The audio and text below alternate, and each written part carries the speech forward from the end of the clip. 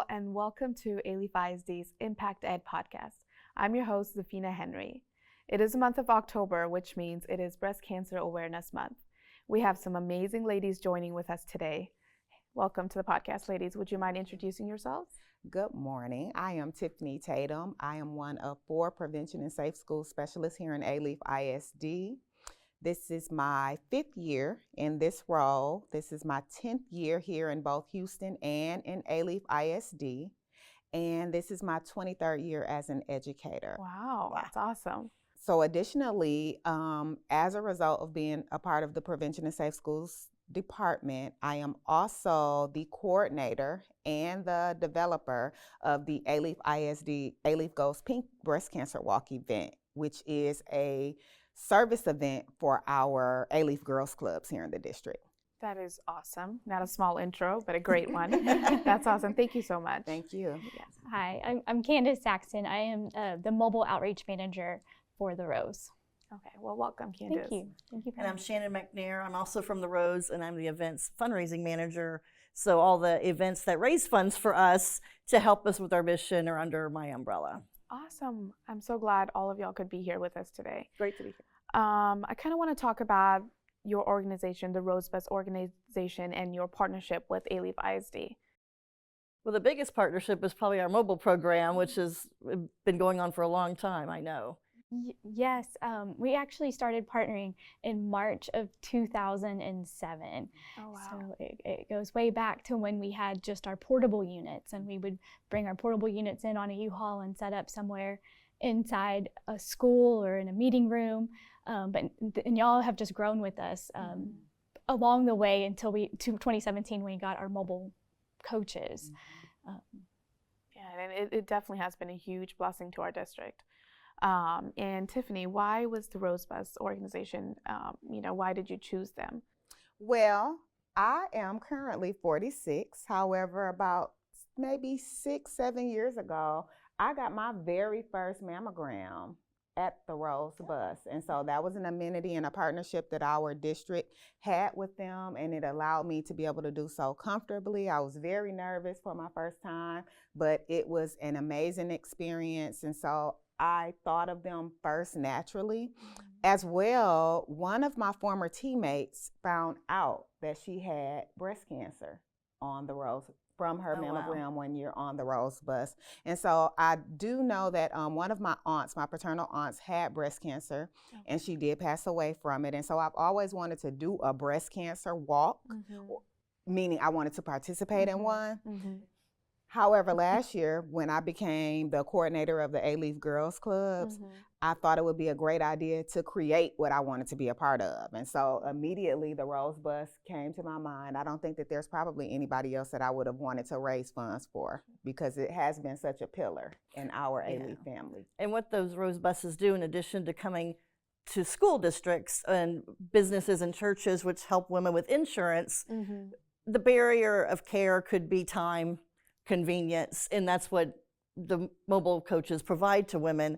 But our mission and what you're supporting with the walk is the uninsured woman, whether they're on the mobile coaches or they're coming into our centers with a problem.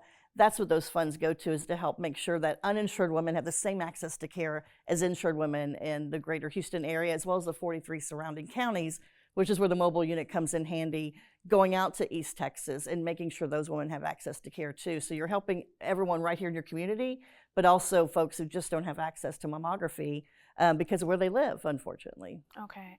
And earlier when we were chatting, you were talking about can you tell me the stats, about how many, if it's one insured woman, how many uninsured women does that help? Yeah, so for every 3 insured women that come to the Rose, either through the mobile program or into our centers, that helps one uninsured woman get that screening mammogram.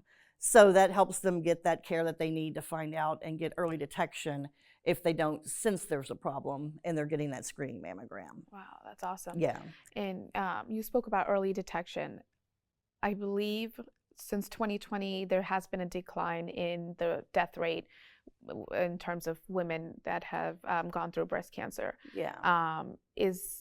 Is it mostly because women are more aware of it and they're starting to go to screenings with the Rosebud?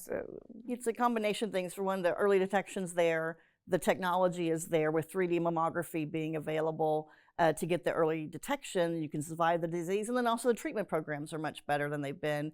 Even when we started the mobile program with this group years ago, we now know there are 19 different breast cancers, what works for those cancers, and most of those cancers are 98% survivable now because of early detection and the treatment programs. There are some aggressive cancers that unfortunately are metastasized cancers that don't fall into that category, but most of the breast cancer we see, women are going to survive that if they find it early and they can get into the treatment programs early enough. So it's been a great stride on both the technology to find it and then also hand in hand with the research to treat it as well. And it makes That's the treatment so much less invasive once it's caught early for the patient. I'm sure. Okay.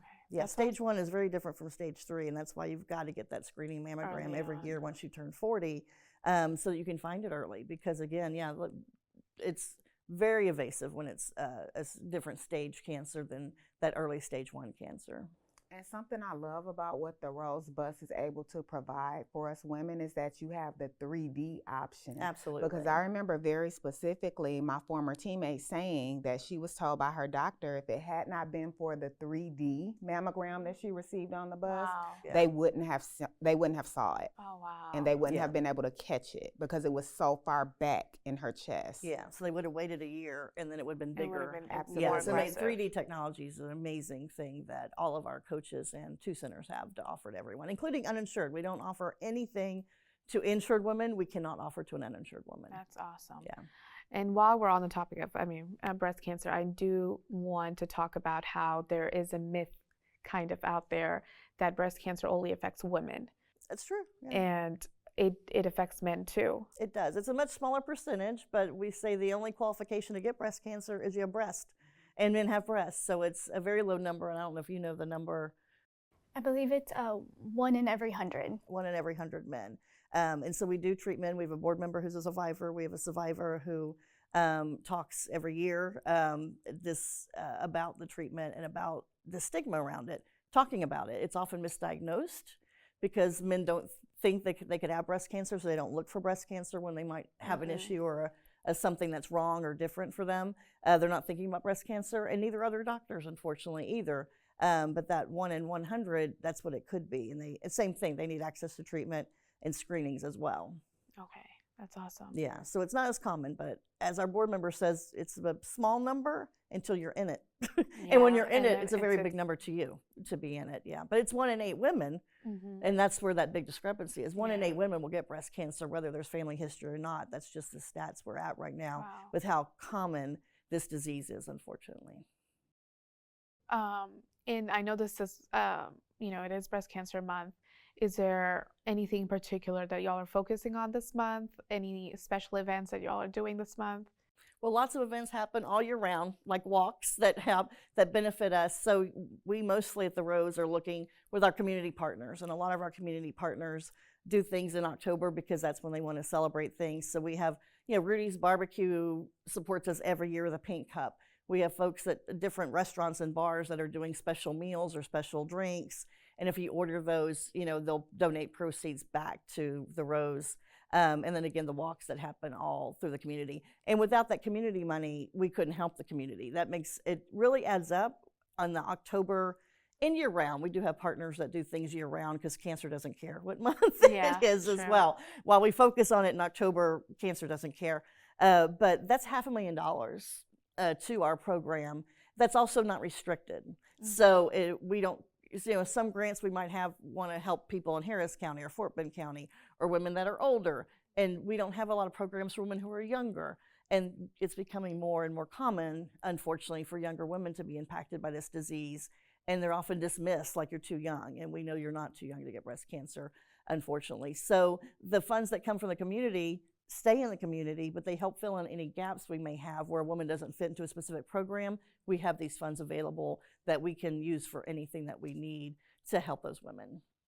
Okay. And that's what's great about those programs. Community helping community is how we were founded. Whether you're an insured woman coming in to help it, you're going on the mobile unit, you're a partner of the mobile system, or you're raising funds for us, all those things add up to help what the Rose does to make sure that all women get access to care. That's awesome. Thank you so much for that. And with the partnership with Alief, I know we have a walk coming up. Tiffany, would you like to talk more about that? Sure. Saturday, November 4th, we will host our second annual Alief Goes Pink Again breast cancer walk fundraiser, where all proceeds will go to the Rose Bus.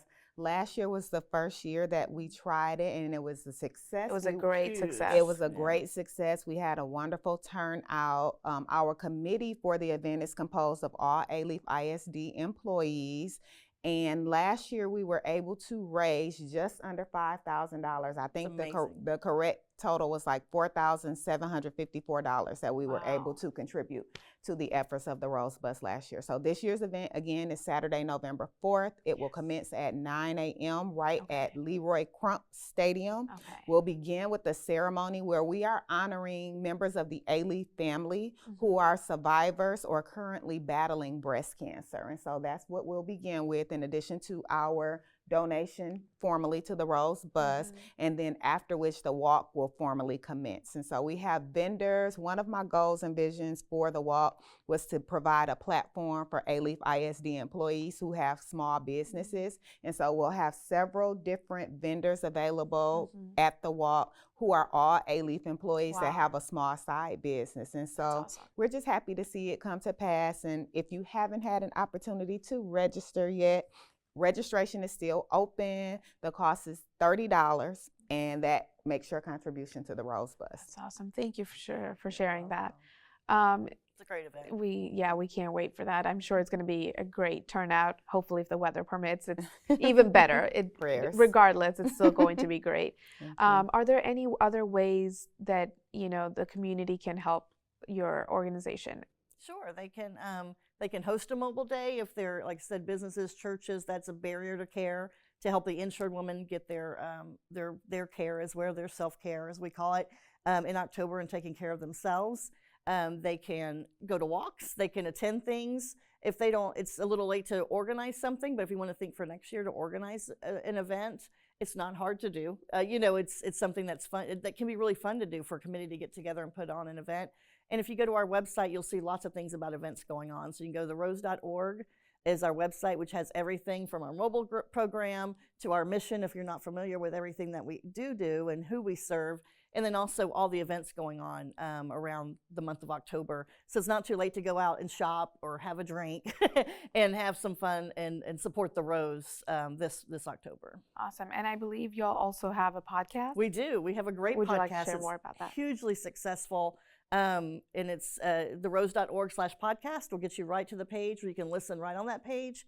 You can also find us on all podcast platforms that you may listen to podcasts. And it's called Let's Talk About Your Breast. Awesome. And so that's what it is. But it is not just about patients. It's patients, philanthropy people who support us, our donors, board members, caregivers, doctors. So it's a wide variety of topics around breast health care and self-care for women. That's awesome. Yeah. That's awesome. Well, thank you so much, ladies, for joining us today and sitting with us. This was great. I feel like we got a lot of information. Definitely, we're going to come out to the walk and support the walk. We're looking forward to it. Thank you so much.